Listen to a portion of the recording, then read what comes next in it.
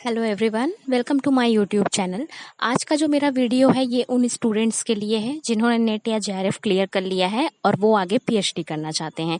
वैसे तो इस टॉपिक पे मैंने ऑलरेडी एक वीडियो अपलोड किया हुआ है जिसमें मैंने आपको बताया है कि यूनिवर्सिटीज़ या कॉलेजेस में पीएचडी एडमिशन कैसे लेना है।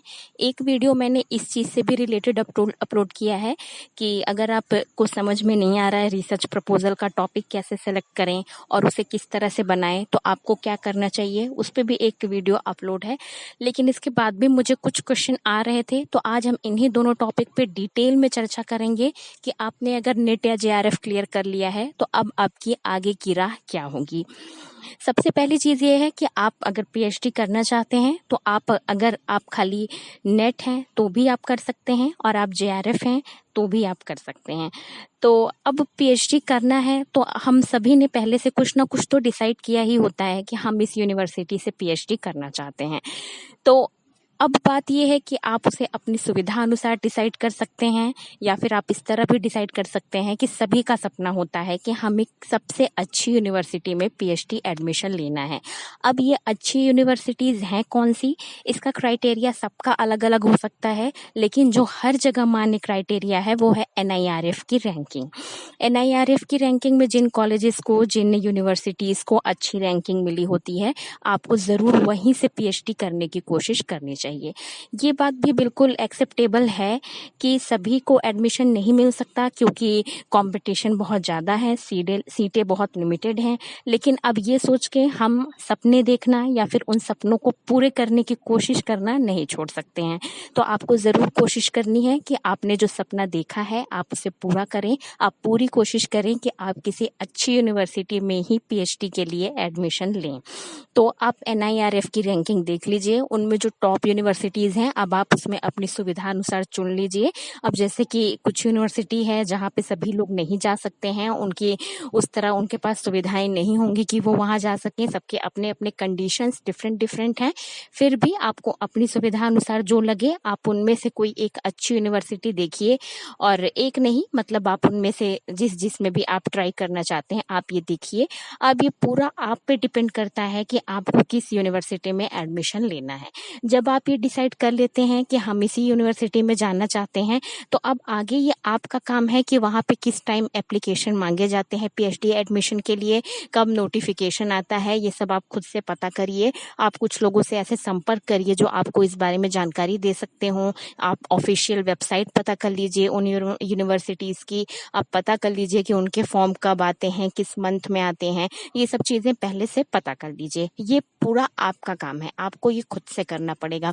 इसको करने के बाद आपको ये भी देखना है कि आप जिन जिन यूनिवर्सिटीज़ में पीएचडी एडमिशन लेना चाहते हैं वहाँ पे एडमिशन का प्रोसेस क्या है, क्योंकि पीएचडी एडमिशन का प्रोसेस हर यूनिवर्सिटी में डिफरेंट होता है। इसका कोई एक प्रोसेस नहीं है कि सारी यूनिवर्सिटीज़ यही फॉलो करें। तो अब तो बहुत सारी यूनिवर्सिटी एक एग्ज़ाम भी लेने लगी हैं, एंट्रेंस टेस्ट भी लेती हैं, उसके बाद इंटरव्यू कराती हैं। कुछ यूनिवर्सिटी सिर्फ इंटरव्यू बेसिस पे ही अभी भी पीएचडी एडमिशन ले रही हैं।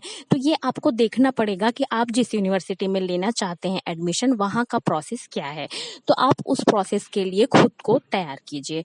अब प्रोसेस की बात करें तो हो सकता है अगर रिटन एग्ज़ाम होता हो तो आप देख लीजिए उसका सिलेबस क्या है, उस तरह से आप पढ़ाई कीजिए। उसके बाद अगर इंटरव्यू तो होगा ही, रिटन एग्जाम के बाद इंटरव्यू हो सकता है या फिर डायरेक्ट इंटरव्यू हो सकता है। तो आपको क्या करना होगा कि इंटरव्यू में आप देख लीजिए कि आप कुछ लोगों से पूछ लीजिए कि वहाँ किस तरह की चीज़ें पूछी जाती हैं, या फिर नोटिफिकेशन में भी लिखा होता है कि इंटरव्यू का बेसिस क्या होगा, उसमें मेरिट भी काउंट होगा या फिर सिर्फ इंटरव्यू में जो क्वेश्चन पूछे जाएंगे वही काउंट होगा। लेकिन एक चीज़ जो हर जगह आपको जो है मांगी जाएगी आपसे पीएचडी एडमिशन के दौरान, वो है आपका रिसर्च प्रपोजल। मैंने पहले भी बताया था कि ये प्रपोजल आपको हो सकता है कि आपसे ऑन द स्पॉट लिखाया जाए, जैसे मैंने बीएचयू का एग्जांपल दिया था कि बीएचयू में आपको सिर्फ एक A4 साइज की शीट मिलती है और जिस दिन आपका इंटरव्यू होता है उसी दिन आपसे ऑन द स्पॉट आपको आधे घंटे का टाइम दिया जाता है और उस आधे घंटे में आपको लिखना होता है अपना प्रपोजल। तो आपको उसे याद करके जाना होता है और उसे वहां लिखना होता है। लेकिन कुछ यूनिवर्सिटीज, इसके एग्जाम्पल में हम डीयू को ले सकते हैं कि वहां वहाँ पे आपसे रिसर्च प्रपोजल पहले ही मंगा लिया जाता है। वो मेल से मांगते हैं या फिर डाक से मांगते हैं, वो पहले ही मांग लेते हैं। अब ये है कि रिसर्च प्रपोजल कितने वर्ड का होना चाहिए, यानी कितना ज़्यादा, कितनी लेंथ उसकी होनी चाहिए, ये हर जगह अलग अलग है। अब जैसे बीएचयू में आधे घंटे का टाइम दे रहे हैं और ऑन द स्पॉट लिखा रहे हैं, तो इसीलिए वो बस एक A4 साइज की शीट देते हैं, क्योंकि आप उतना ही कर पाएंगे। लेकिन जो यूनिवर्सिटीज पहले से आपसे डाक से मांगी हैं, डाक से नहीं भी मांगी होती हैं, तो जिस दिन इंटरव्यू होता है उस दिन आपको लेके जाना होता है उसे। तो आप ये खुद देख लीजिएगा कि उस यूनिवर्सिटी में किस तरह से ये मांगा जा रहा है। तो वहाँ पे जो है कभी कभी ऐसा होता है कि लोग और ज्यादा कम से कम 7-8 पन्ने का, 10 पन्ने तक का बनाते हैं। तो अब ये आपको देखना पड़ेगा कि आप जिस यूनिवर्सिटी में एडमिशन ले रहे हैं वहाँ पे किस तरीके से मांगा जा रहा है। तो अब रिसर्च प्रपोजल आपको उसी टाइप का बनाना पड़ेगा। अगर सिर्फ 500 वर्ड वाला मांग रहा है तो वैसा बनाना पड़ेगा। अगर 1000-3000 वर्ड का मांग रहा है तो आपको 8-10 पेज का बनाना पड़ेगा। इस तरह से आपको ये देखना पड़ेगा कि किस यूनिवर्सिटी में कैसा मांगा जा रहा है। ये रिसर्च प्रपोजल बनाए कैसे, तो इसका भी मैंने आपको तरीका बता दिया था कि आपको कैसे हेल्प लेनी चाहिए। पहली चीज ये है कि आपको टॉपिक डिसाइड करना पड़ेगा। तो अब मैंने ये भी आपको बताया था कि अगर आपको समझ में नहीं आ रहा है कि आप टॉपिक कैसे डिसाइड करें, तो उसका भी उपाय है कि कम से कम पहले आप ये डिसाइड कर लीजिए कि आपको रिसर्च करना किन लोगों पे है। जैसे कुछ लोग हैं, अगर जैसे उन्हें विमेन पे करने में इंटरेस्ट है, वो महिलाओं पे कोई अच्छा काम करना चाहती हैं, तो वो ये ले सकती हैं। कुछ लोग अगर यूथ पे करना चाहते हैं, उनको यूथ में इंटरेस्ट है, तो वो यूथ ले सकते हैं। अब बहुत चैलेंजिंग आपको कुछ करना है, आपको नक्सलवाद पे कुछ करना है, तो आप ऐसे लोगों को अपना रिस्पोंडेंट बना सकते हैं। उसके बाद अगर आपको स्कूल के बच्चों पे करना है तो आप स्कूल के बच्चों पे कर सकते हैं। तो इस तरह से आप पहले ये तय कीजिए कि आप किस पे करना चाहते हैं, तो इससे भी बहुत ज्यादा आपको आइडिया मिलने लगेंगे। जब आप ये डिसाइड करेंगे तो आपको समझ में आने लगेगा कि हाँ, अब जैसे कि यूथ है तो आपको डिसाइड, आपको आपके माइंड में तरह तरह के आइडिया आने लगेंगे कि हाँ, यूथ पे ये स्टडी की जा सकती है, यूथ में आजकल ये देखने को मिल रहा है, हम इस पे स्टडी कर सकते हैं। तो ऐसा हो सकता है। उसके बाद अगर यहाँ से भी आपका बहुत नहीं क्लियर होता तो आप रिसर्च एरिया डिसाइड कीजिए।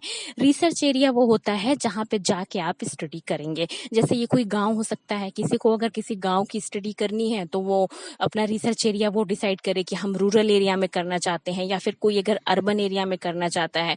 कुछ लोग हैं जो मलिन बस्तियां हैं, दिल्ली वगैरह में तो बहुत ज्यादा है, बहुत ज्यादा उनकी समस्याएं भी हैं, तो वो उस पे करना चाहते हैं। अब जैसे मैंने नक्सलवाद का उदाहरण लिया, तो आप किसी नक्सलाइट एरिया में जाके रिसर्च करना चाहते हैं। तो दूसरी चीज आप ये कर सकते हैं कि आप अपना रिसर्च एरिया जब डिसाइड करने की कोशिश करेंगे, तब भी आपके सामने बहुत सारे आइडियाज अपने आप आने लगेंगे। तो इन दो तरीके से किसी न किसी तरीके से अपना आप तय कर लीजिए कि आपका टॉपिक क्या होगा। तो आपको इस तरह से थोड़े थोड़े कीवर्ड मिल जाएंगे, थोड़े थोड़े आइडिया मिल जाएंगे। अब आपको क्या करना है कि मैंने बताया था कि शोध गंगा एक वेबसाइट है जिसपे बहुत सारी थीसिस अपलोड की हुई हैं। तो आप उस वेबसाइट की हेल्प ले लीजिए। उसमें सर्च करने का भी ऑप्शन आता है, जिसमें आप कुछ कीवर्ड डाल के सर्च कर सकते हैं कि इस पे कौन कौन सी थीसिस सबमिट हुई है। अब अगर आपने जैसे वुमेन एम्पावरमेंट डाल दिया, तो उससे रिलेटेड जो जो भी थीसिस हैं वो आ जाएंगी।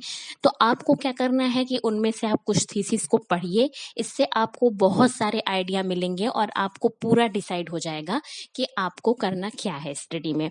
तो इतना समझ में आ गया आपको। आप कीवर्ड डाल के सर्च करेंगे, जब आप कुछ तो आप डिसाइड कर ही लेंगे थोड़ा बहुत, तो वही डाल के आप सर्च करेंगे तो आपको बहुत सारी थीसिस मिलेंगी। थीसिस पढ़ने से आपको जरूर आइडिया मिल जाएगा कि आप किस टॉपिक पे रिसर्च करें।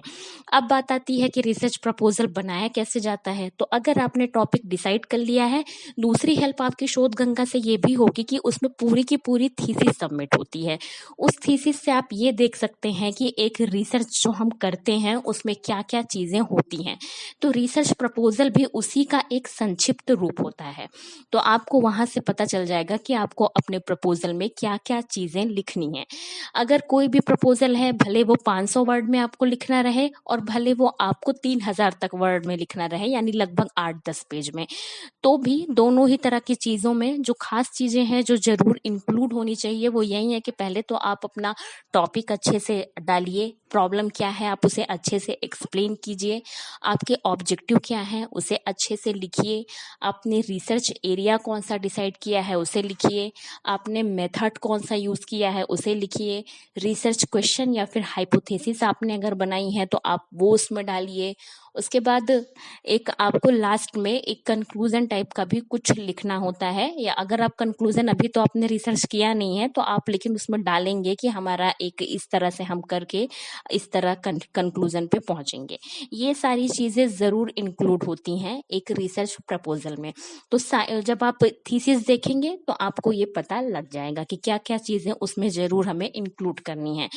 उसके बाद अब बात आती है कि हम कौन कौन सा इसमें आपको रेफरेंस भी डालना होता है। रेफरेंस डालने के कई तरीके हैं, कुछ तो एक लास्ट में जैसे लास्ट पेज में हम डाल देते हैं रेफरेंस और उसके बाद सारे रेफरेंस लाइन से लिख देते हैं कि हमने किन किन चीज़ों की हेल्प ली थी। कुछ लोग बिब्लियोग्राफी भी करते हैं। अब अगर केवल आपको एक पेज वाला करना होगा तो जो 500 वर्ड्स में होता है तो उसमें तो बिब्लियोग्राफी ना ही कीजिए आप, लेकिन अगर हाँ 10 पन्ने वाला है तो आप जरूर उसमें बिब्लियोग्राफी कर सकते हैं।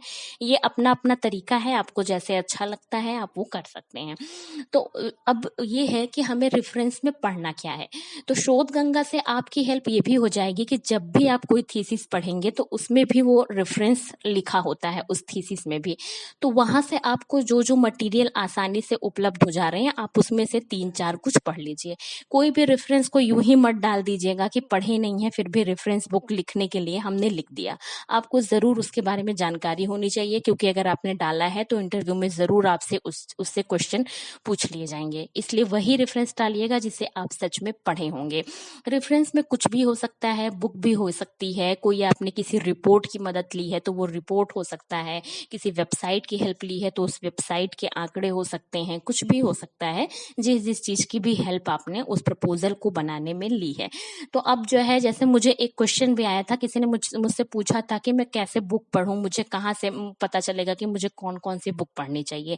तो उसका तरीका यही है कि शोध गंगा पे कुछ थीसिस सर्च कर लीजिए और उसमें जो संदर्भ जो दिया होता है रेफरेंस वहां से कुछ बुक्स देख लीजिए और जो आपको आसानी से उपलब्ध हो जा रही है उसमें से कुछ 3-4 आप पढ़ लीजिए। चाहे बुक हो, चाहे रिपोर्ट हो, चाहे मैगजीन हो, कुछ भी हो, जो भी रेफरेंस है आप उसमें से कुछ 3-4 पढ़ लीजिए।